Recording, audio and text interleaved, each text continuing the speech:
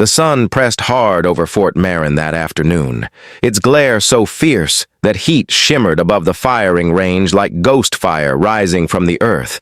The recruits lined in neat rows trying to look calm beneath the drill sergeant's barked orders. The sound of boots slamming the dust rising in waves, but through all that noise there was one quiet figure standing apart, silent and still. Her name was Elena, and though no one here knew her story, they could feel that something about her did not belong. She had arrived the night before, carried in on a supply truck that came from the southern base, the one near the border that nobody ever talked about. She had no history, no record, no family listed. The papers said only transfer order confirmed, by signature of command, and yet even that signature was redacted. The recruits whispered about it in their bunks, wondering if she was some kind of test sent to measure their discipline or maybe a punishment sent to break their pride. She never answered their questions. She only watched the sky until lights out, as if counting stars that were no longer there. When the bell rang for weapons issue, they gathered in line, eager to hold steel in their hands to feel the weight of real purpose. The armorer, old Dern, with his scar across the cheek, grinned at each of them, handing out rifles by number and habit, his jokes crude, his patience short. He had seen too many like them fresh faces, thinking a gun made them soldiers. He was halfway, down the line when she stepped forward, breaking rank, her boots stopping just at the edge of the table, her shadow cutting across his workbench. She said quietly, "I would like to be issued a rifle. Not the training weapon, the real one." Her voice steady, calm without defiance, and for a heartbeat Dern thought he had misheard. Then the sound of snickers rose from the line behind her, sharp and cruel, the kind of laughter that hides fear. One recruit called out, "Hey, rookie, this isn't a movie, you gotta earn your trigger," another added. "Maybe she thinks the enemy will surrender if she stares hard enough." They laughed louder until even Dern smirked, wiping sweat from his brow, as he said, "You'll get what every rookie gets, girl, a wood frame polymer. Toy until you can prove you won't shoot your own foot." But she didn't move. She didn't blink, her eyes fixed on him the way soldiers do when they have already decided something. Deep inside, Dern felt a cold crawl up his neck. He had seen that. Look before, not from recruits, but from veterans, the kind who had seen too much and come back hollow. She said again, "I will need a live-issue rifle." Her tone soft but absolute, as if the words had been rehearsed 1,000 times. The laughter faded, uncertain now, because no one expected her to keep standing there unflinching while the sergeant stalked over face like stone, veins in his neck pulsing. He stopped in front of her, demanding to know who she thought she was to make such a request. She simply said, "Permission to speak, sir." He nodded, though he didn't know why, and she said, "I am trained on live weaponry, sir. The polymer models are inaccurate to my experience." He frowned, asked where she had trained. She hesitated, then answered, "Southern Command Special Range Protocol 15, and the sergeant froze because that range had been closed for nearly a decade. The armorer muttered that she must have read it somewhere, trying to sound in control, but the sergeant took a step back, his eyes dropping to her sleeve. The faint fabric patch half hidden under the seam, black against gray. The shape of a talon, curved and sharp, barely visible, but enough to make him blink twice. He remembered that symbol, though no one had spoken of it in years. The Black Talon was supposed to be gone, disbanded after the Desert War 15 years earlier, erased from the books. Every soldier wearing that mark buried with their secrets. It was said they were ghosts, a unit made of the best shooters, each marked by the same insignia, those who carried out orders that even generals denied ever giving. The stories were always half rumor, but the symbol was unmistakable, the mark of something that was meant to stay buried.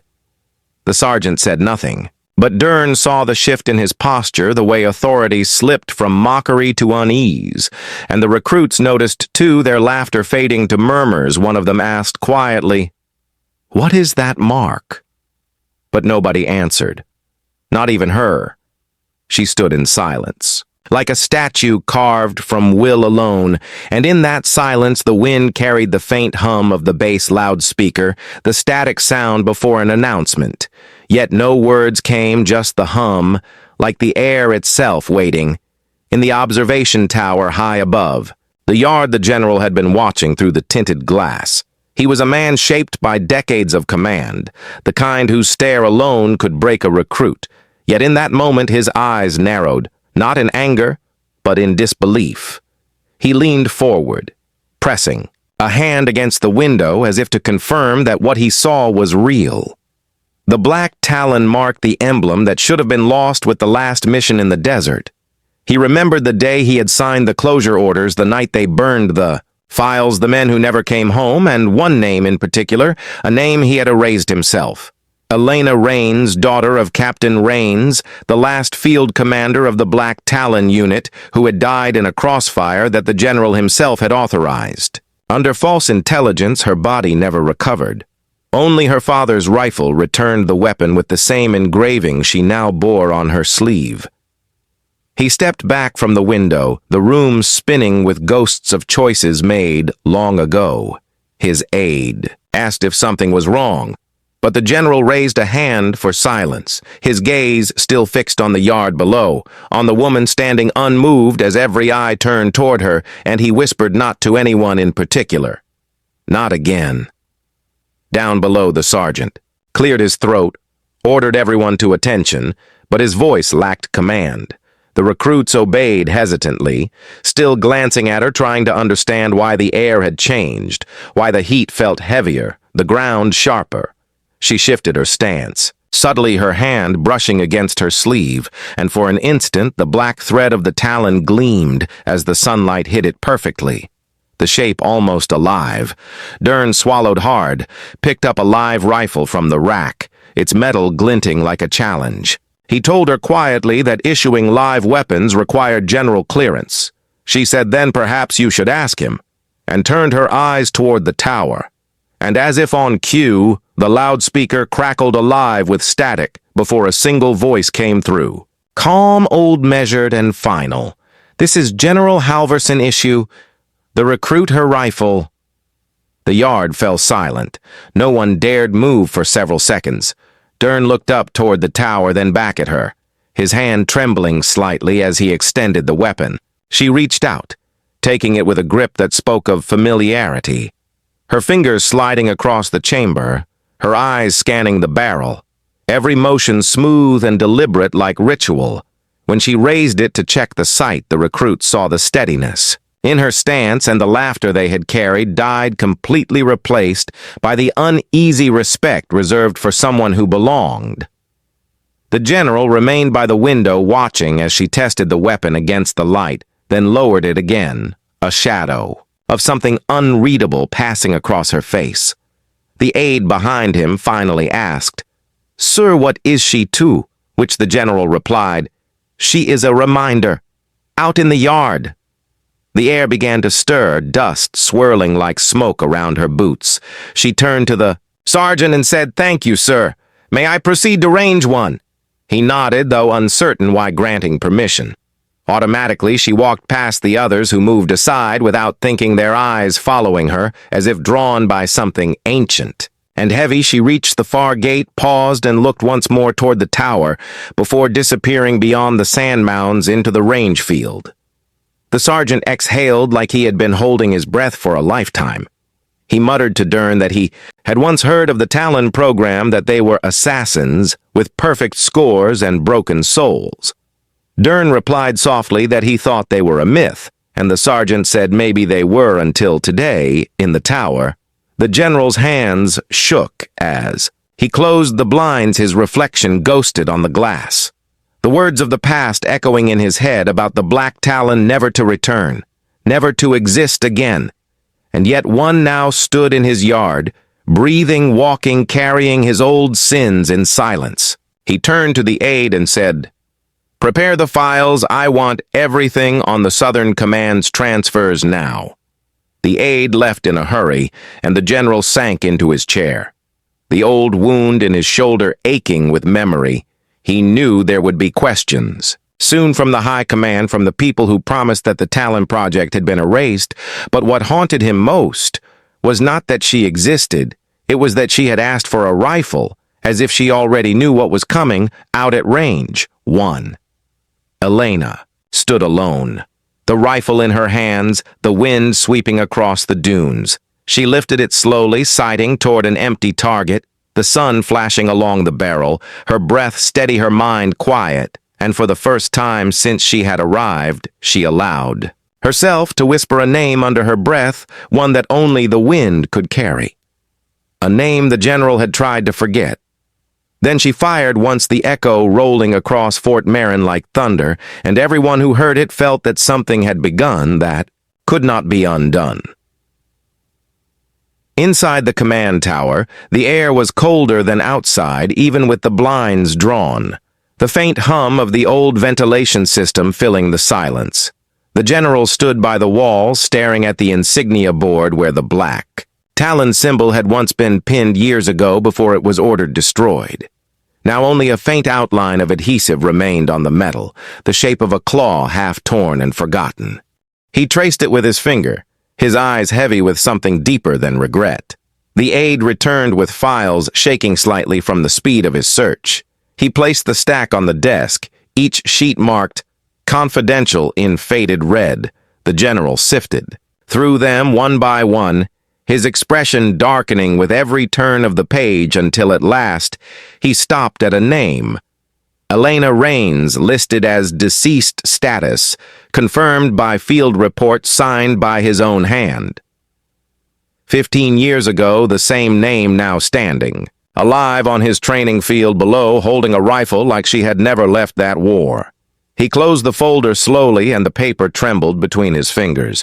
He turned to the aide, his voice barely more than gravel, asking who authorized her transfer. And the aide answered, "None, sir. The transfer order bears your name and seal."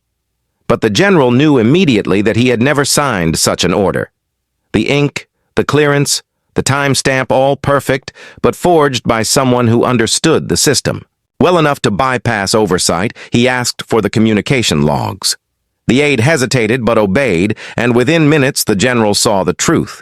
There had been no request, no approval. The file had simply appeared in the system 1 month ago from an origin marked Black Talon command. He sank into his chair, feeling the weight of invisible hands closing around him. The ghost of an old decision reaching out from the grave. He whispered to himself that the past was supposed to stay buried yet. Here it was, walking, breathing, holding a weapon issued under his name.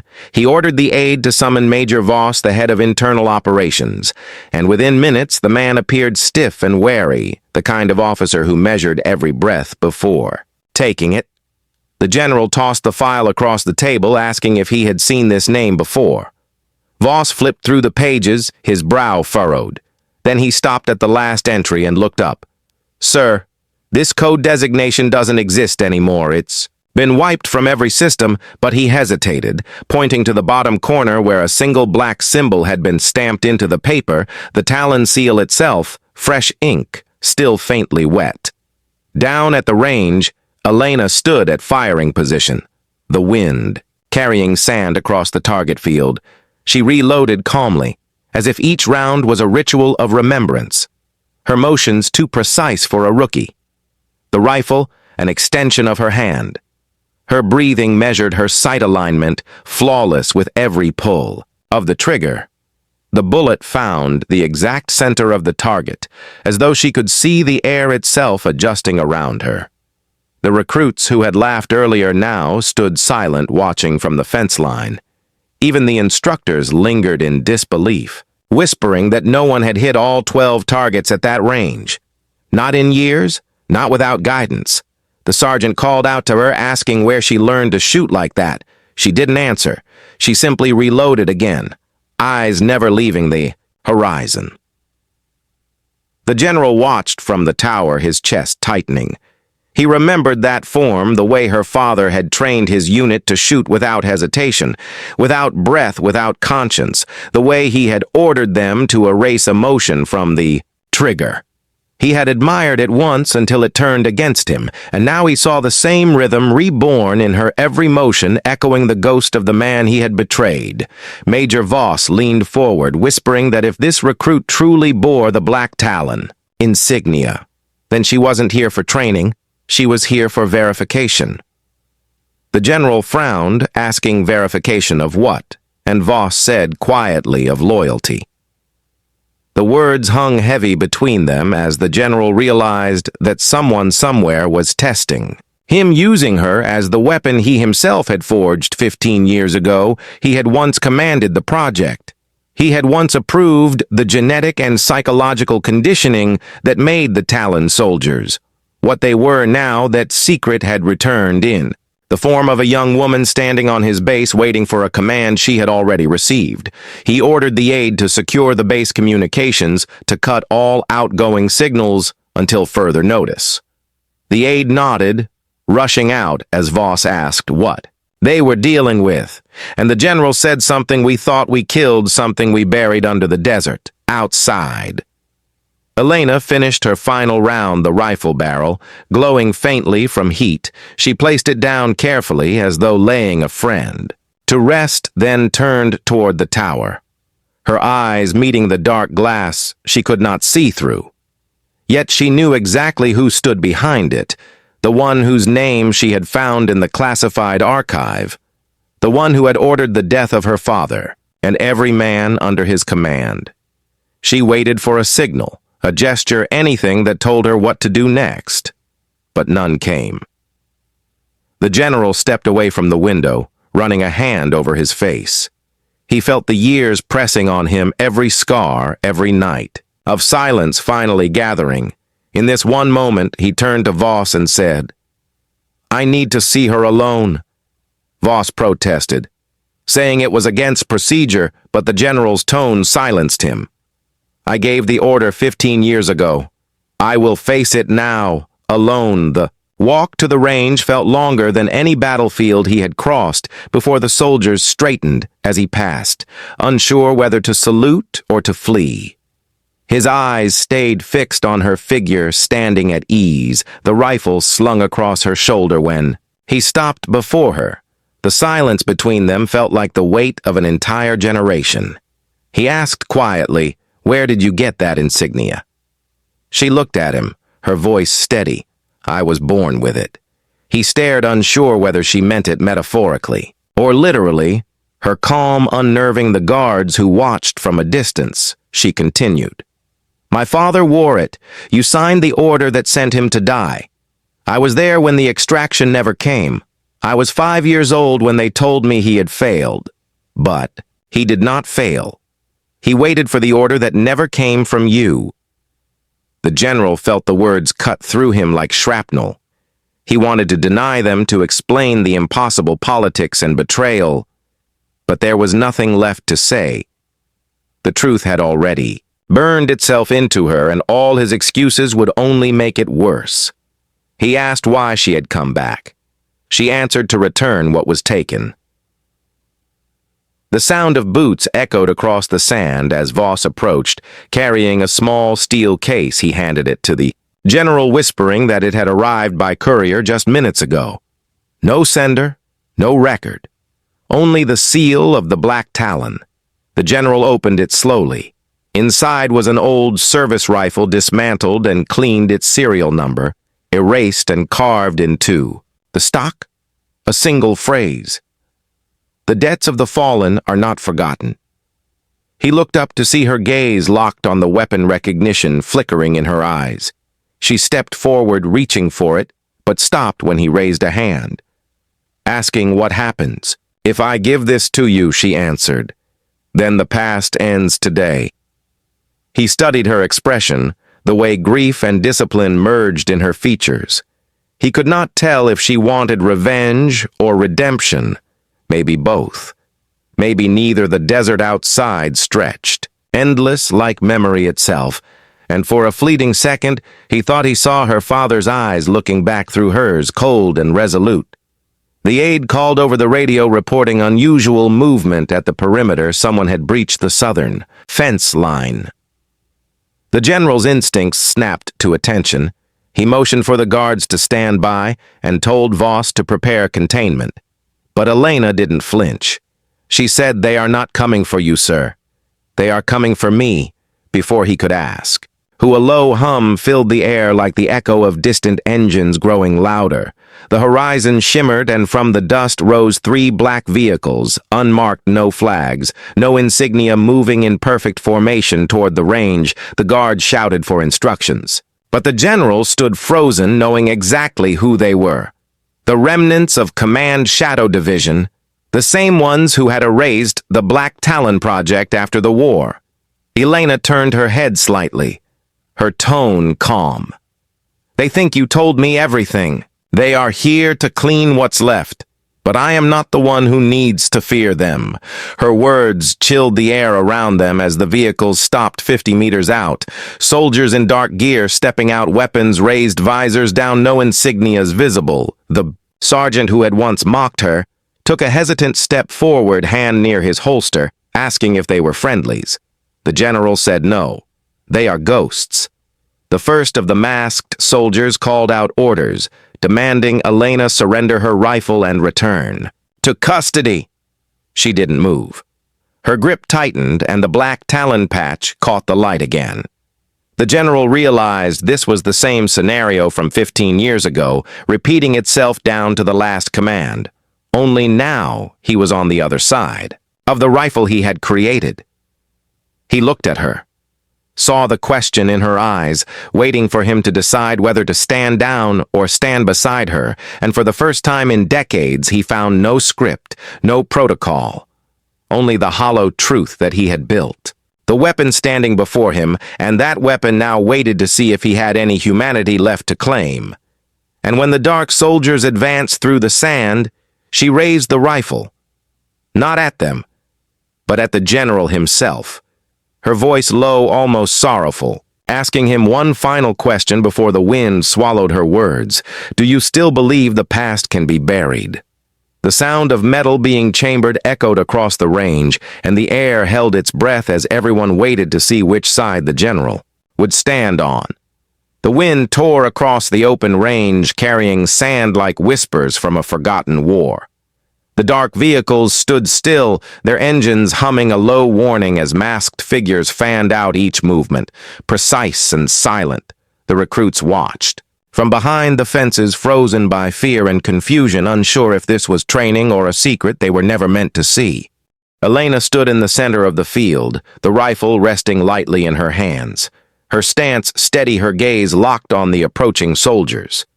The general stood a few paces behind her, his coat whipping against the gust, his eyes on the Black Talon, insignia that shimmered faintly beneath the dust. He knew what they had come for, and he knew that this moment would decide whether the past stayed buried or came roaring back to life. The lead soldier raised a gloved hand, signaling for her to kneel, but she did not move. She spoke softly without turning her head, saying to the general, "They do not come to question, they come to erase." And he felt the truth in her words, like a stone in his chest. He stepped forward and called out his name, demanding to know who authorized their presence, but the wind carried his voice away, swallowed by the hum of engines, and the soldiers did not answer. The air felt charged like the moment before a storm.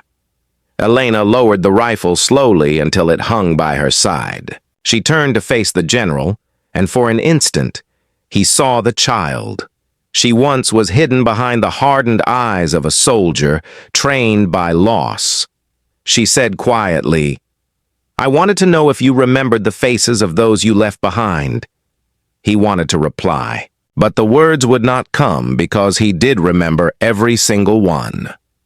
Behind the glass of the tower, Major Voss barked orders through the comms demanding the base lockdown to engage perimeter drones, but the systems flickered and died the power. Grid collapsing under a silent override code, the monitors filled with static, and across the main screen appeared a single black emblem. The Talon spread wide beneath it, a line of text reading Reclamation Protocol active. The aide stumbled back in, shock whispering that the code was decommissioned decades ago. Voss slammed a fist against the console, shouting that nothing ever truly dies in this place, and below the range began to hum with a strange, low vibration, like the earth itself waking. Up the ground, sensors flashing red before shorting out one by one. The general felt the vibration under his boots. He realized this was not just a retrieval mission. It was a full containment sweep. They had come to ensure that every trace of the project vanished, including him and her. He looked at Elena and said, "This is bigger than us," and she shook her head, saying, "No, it is only because of you." She took a step closer, her expression unreadable, her voice almost kind. "You thought you could bury what you made, but everything you created learns to dig its way back to the surface." He saw the mark on her sleeve and realized it was not merely a symbol, it was an identifier, a living code embedded within her DNA, something that linked her to the system that now threatened to erase them both. He said quietly, "I tried to stop it. After the war, I destroyed the lab," she answered, "but not the people you left the survivors with the same orders and no home to return to. We were your shadows, the unfinished mission, walking unseen until one by one they called us back. I am only the last." She paused, the one sent to ask whether the man who gave the order can face what he has done. The vehicles remained motionless as though waiting for a signal. The soldiers, visors reflecting the sun, the silence between them stretching longer than any battle. The general turned toward the base, his mind racing through the possibilities. No signal, no support, no power. He realized there would be no rescue this time. There never was. He looked at her and said, "If you came here for revenge, you will not find peace in it." She replied, "I did not come for revenge.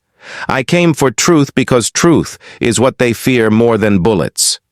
And now they know you have spoken it aloud." He did not understand until he saw the faint glimmer of the recording unit clipped beneath her collar, the red light blinking softly, broadcasting everything they had said to frequencies unknown. From the tower, Voss shouted through the emergency channel that the signal was transmitting off-site. He begged the general to cut it off, but the general only smiled a tired smile. The kind of smile that belongs to a man who has finally stopped running.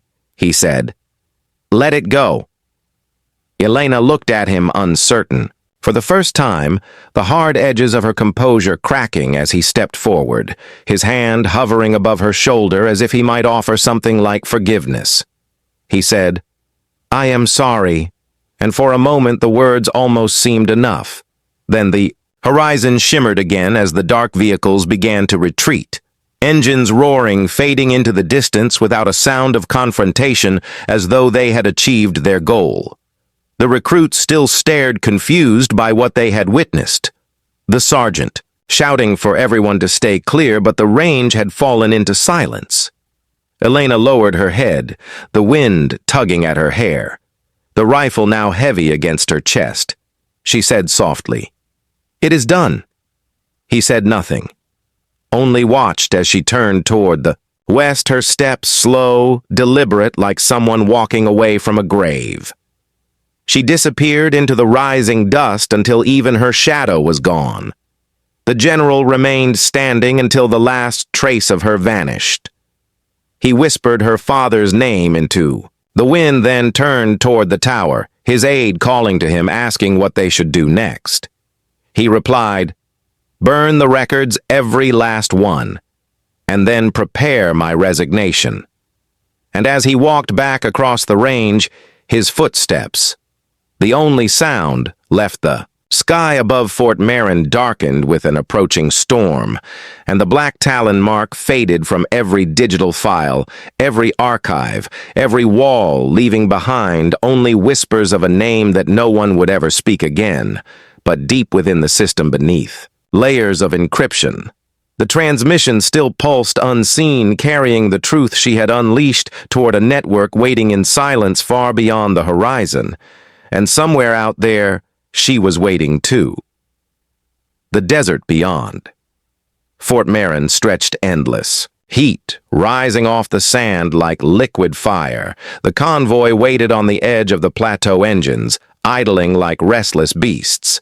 Elena sat in the rear of the armored transport rifle across her lap, her eyes scanning the horizon, every shadow a threat. Every shimmer a promise of challenge. She breathed slowly, counting each inhale as though the desert itself might know her intentions. The general sat across from her, silent. His hands clasped together, his mind turning over every choice he had ever made, every order that had sent men to die. And now one of their daughters sat across from him, carrying the legacy of those decisions in the shape of a Black Talon patch and the calm certainty of a rifle that could split a hair at 1,000 meters. Major. Voss sat beside him, murmuring the latest intelligence they had picked up: movement at the southern ridge, unauthorized vehicles, recon drones, down systems offline. He swallowed hard, asking what they were to do. The general said nothing. He only stared. At Elena, and then out at the open desert, because he knew no protocol could contain what had been set in motion 15 years ago. The convoy moved slowly across the dunes, the sand shifting under the tires like waves over bones of the forgotten. The air smelled of metal and heat and tension, as if the earth itself held its breath, every driver and soldier sensing that this was not a routine mission, that whatever lay ahead had been waiting for them to arrive. Elena checked her rifle again, adjusting the sighting scope, her fingers brushing the Black Talon insignia on the stock, tracing it. As if memorizing every curve, she spoke softly to the general without looking up. "Tell me what happens if I fail." He did not answer immediately, because the answer would require more than words. It would require history and guilt. And he said finally, "Then you fail. The world does not forgive those who carry shadows." She nodded once, as though accepting the truth, then leaned back, letting her eyes close, briefly feeling the weight of the mission settling over her shoulders like armor. She had carried heavier loads than this before, yet this one felt heavier, because it was not the enemy she faced, but the past itself, the network of betrayals and broken promises stretching out like the desert before her. The general turned in his seat, watching her calm demeanor, knowing that she had the skill and the focus, but also that the test ahead would demand something more than precision. Something only trust and clarity could provide. He whispered under his breath that the Black Talon had never faced an enemy like him. The Creator made flesh standing behind the target. Hours passed as the convoy crested ridges and dipped into shallow valleys. The sun sinking low behind the mountains, casting long shadows. The silence inside the transport stretched taut. The hum of engines, the only companion to their thoughts. Every soldier inside aware that the outcome of this mission would change the future of the entire unit. The stakes heavier than any battlefield encounter. Finally, they arrived at a flat expanse, surrounded by jagged rock formations, the designated site for the test, a series of old bunkers abandoned years ago left to crumble. The general ordered the convoy to stop everyone dismounting slowly, their eyes scanning the surroundings with trained vigilance, the wind shifting the scent of dust and metal through the air. Elena stepped out. First her boots sinking into the warm sand. She lifted the rifle across her chest, checking the mechanisms with practiced ease. The general followed quietly, not giving orders. Not needing to, the world had already shifted to her rhythm. She moved toward the central bunker, the one with the faded Black Talon carved into the wood like a warning from another time. Major Voss spoke softly, warning that sensors detected movement shadows within the bunkers, something not registered in any map or record. The general only nodded, saying, "This is part of the test," and waited, letting her take the lead, letting her presence dominate the space like the ghost of her father returning to claim what was owed. Inside the bunker, the air was cooler, the darkness thick with the scent of age and neglect. Elena advanced cautiously, her hand brushing along the wall, the Black Talon insignia on her sleeve, catching what little light penetrated the cracks. She paused at the doorway and looked back to the general and said, "This is where the choice begins." He nodded slightly, understanding that she would have to confront more than obstacles. She would confront the echoes of the project, the people erased and the orders that had never been fulfilled. The floor creaked beneath their boots as they moved deeper, the shadows shifting in patterns almost deliberate. The general felt an unease that he had not felt in years, as though the building itself remembered. The past, carrying the whispers of men who had walked these halls and never returned. Elena raised the rifle, aligning it with a small target painted on the far wall, her pulse steady, every muscle controlled. She spoke softly to the general without. Looking at him, they left nothing for chance. The past is alive in these walls. He swallowed hard, replying only with his eyes because words could not capture the weight of memory. She nodded and squeezed the trigger, the sound muted yet carrying through. The hollow spaces like a verdict, every shot precise, every decision calculated, as if she were summoning the past to bear witness to the present. The general stepped closer, watching her with a mixture of awe and fear, knowing that this was the moment. Where the Black Talon had returned in full form, the tool he had created to enforce orders without question now faced the one who could demand accountability and justice simultaneously. She finished her sequence, lowering the rifle, her eyes locking on his and asking softly, "What now?" He hesitated, realizing that the answer depended entirely on what he was willing to admit about his own sins. He had once wielded authority like a weapon. He had once signed papers that condemned men, and now the reckoning stood before him, calm, controlled, ready to move past the shadows. He could not deny her the choice anymore. Outside, the wind shifted again, sand rising into spirals across the plateau, the sun dipping behind the mountains, painting the sky. With fire and shadow, the general turned to the convoy, signaling that no engagement would occur. The mission was complete, not because of a victory, but because of recognition, acknowledgement of truth, and the power it carried. Elena followed him out, leaving the bunkers behind her, the echoes of the Black Talon whispering in the dark, but not a threat anymore, not yet. The general watched her stride across the plateau toward the waiting transport, her form small but commanding. The air seemed to bend around her presence, the weight of history and duty carried in her every movement. He realized that the test had never been for her. It had been for him, the measure of the man who had unleashed something he could not control, and whether he could live with what had returned. As the sun vanished behind the ridge, the convoy engines started again, the air alive with anticipation. The general finally spoke softly, saying, "You passed the test." She glanced at him, eyebrow raised, and he smiled, faintly acknowledging the unspoken bond formed between creator and creation. The Black Talon had returned, but it had chosen its own path. And as they moved back toward Fort Marin, the shadows lengthened, carrying promises and warnings. The world outside remained unaware that a reckoning had walked across the desert, that a legacy thought buried had spoken, and that the test had only begun in the minds of those left to bear witness.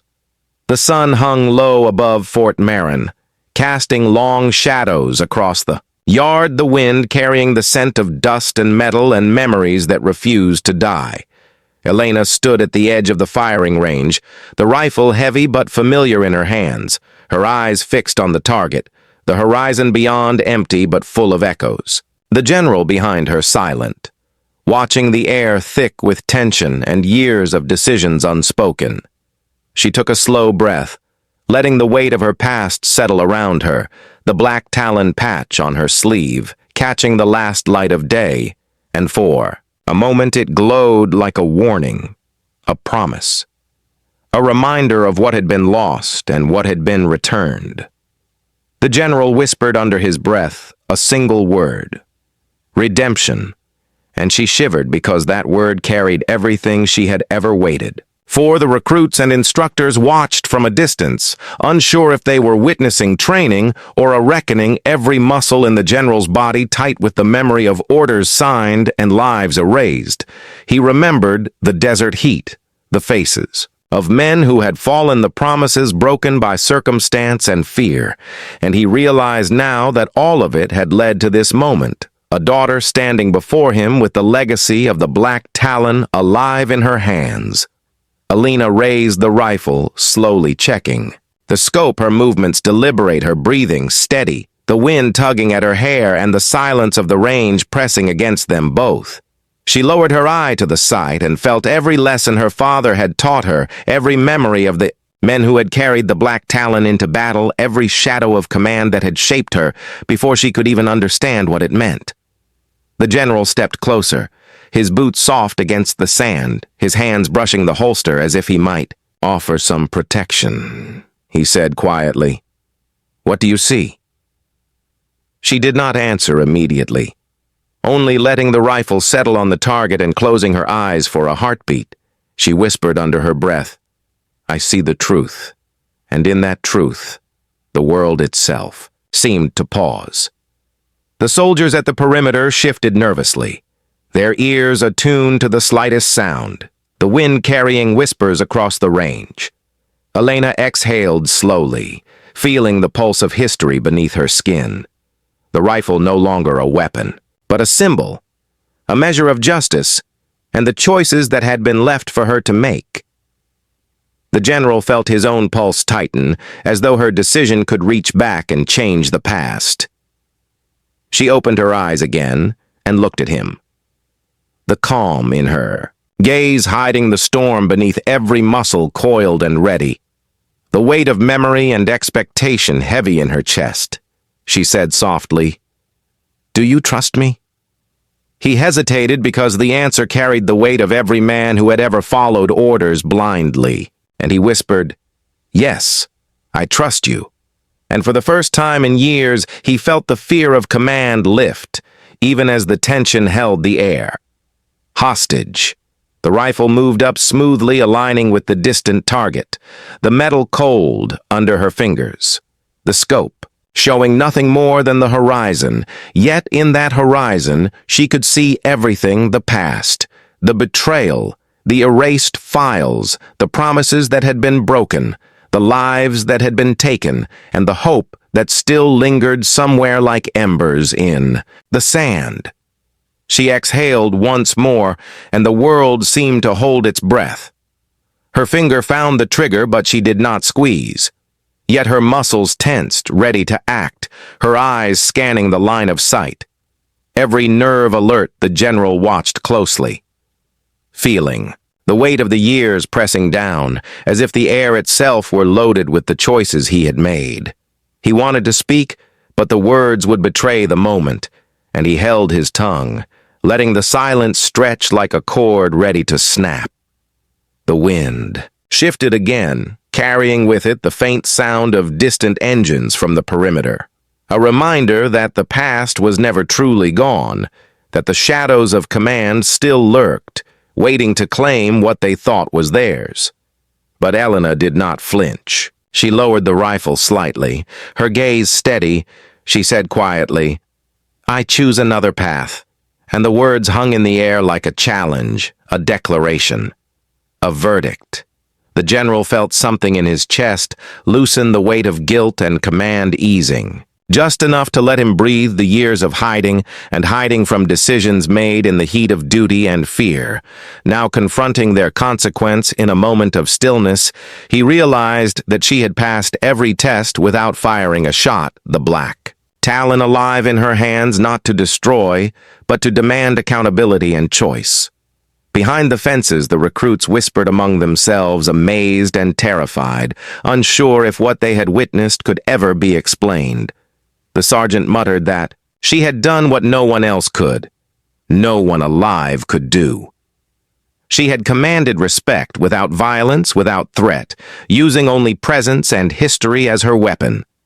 The general nodded silently, knowing that the measure of a soldier had shifted that. The standard had changed forever. Elena lowered the rifle fully, now resting against her shoulder, a quiet signal that the test had ended. The sun, slipping behind the mountains, casting the range into long twilight shadows. The general stepped forward and placed a hand lightly on her shoulder, saying softly, "It is done." And she nodded, letting the tension drain from her body like water from a vessel too long under pressure. The air was still except for the wind carrying dust across the yard. The Black Talon patch on her sleeve faintly glowing one last time before fading into shadow. She turned and walked toward the transport. Her steps measured deliberate commanding even as she moved away from the line of fire. The general watched every movement, imprinting the memory into his mind, knowing that the story of the Black Talon would now have a new chapter written by her choices. Major Voss called over the comms asking for status, and the general replied quietly, "All clear. No engagement. Necessary. The test is complete, and the legacy remains in hands that understand it." The aide nodded and relayed the order that all systems would return to normal, and yet the general remained rooted to the spot, knowing that some things once awakened could never be fully contained.